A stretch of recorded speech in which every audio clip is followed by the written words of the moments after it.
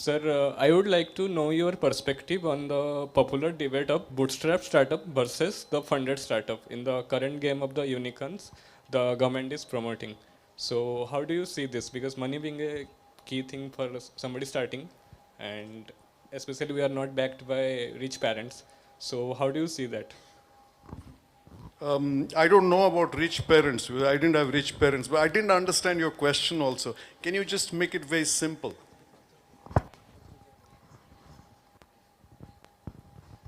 My straightforward question is currently this quarter Zerodha has registered a profit of 2000 crores versus there are companies who are going IPO making losses. Okay, so as a business, I have read in your books that it's all about money and entrepreneurs should be profit seeking. So having like who should be our role models going forwards? I think you have to be your own role model. Uh, you have to be your own role model, yeah, that's what it is. You talked about being bootstrapped versus being funded. That was a key part of your question. So back to the first discussion about definition of a startup. You should be, for as long as you can and as much as you can, you should be bootstrapped. Future investors will always value if you're bootstrapped. Okay? But they want to know, do you have skin in the game or are you just eyeing my money? However, you need to know that point where you will be perceived as valuable to somebody else, because that is where you'll actually get the capital to become big. Now, I must give you my personal example. So, my first startup was a failure. My first startup was at the age of 28. I co-founded a company called Project 21 with two older friends. And I'm talking about 1985. And between the two of them, they brought in 20,000 rupees, 1985, whatever that value is. And it was agreed that I will put in sweat capital. Okay.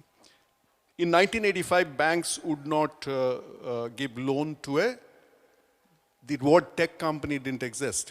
So, computer company. Okay. People didn't know the difference between a hardware and a software.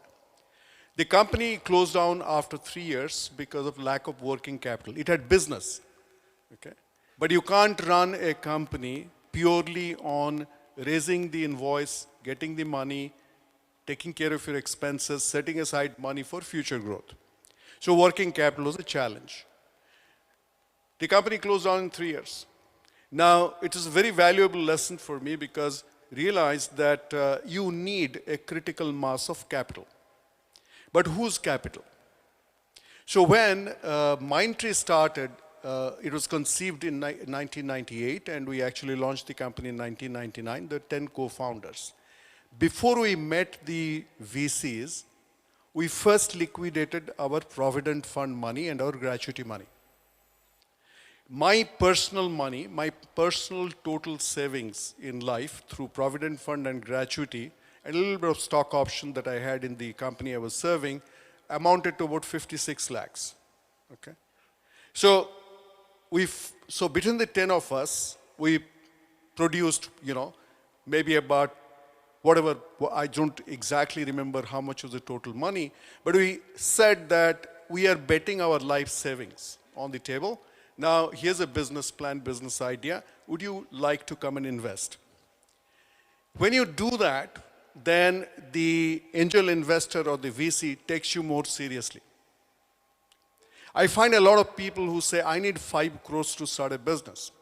Now, in today's world, if you can't con your PC nani, okay, or your mamu or koka po bhai to cough up that money, and if you are not able to pledge, some piece of your property to raise that money, it's very difficult that an angel will say you are really worth it. So bootstrap as much as you can. Show that you are putting your blood, sweat and tears in a visible manner. People will take you a lot more seriously. But at that inflection point, you have to decide whether you want to be a boutique organization, you want to have total control, or do you want to scale? There's nothing wrong in being a boutique organization. Some of the best companies in the world are tiny, cute companies. Not everybody needs to scale. But if you need to scale, you can't bootstrap and hang in there for too long as well. Okay? Because if you don't bring in capital, you won't be able to, first of all, attract good talent. Secondly, you won't be able to invest money in acquiring customers. Okay?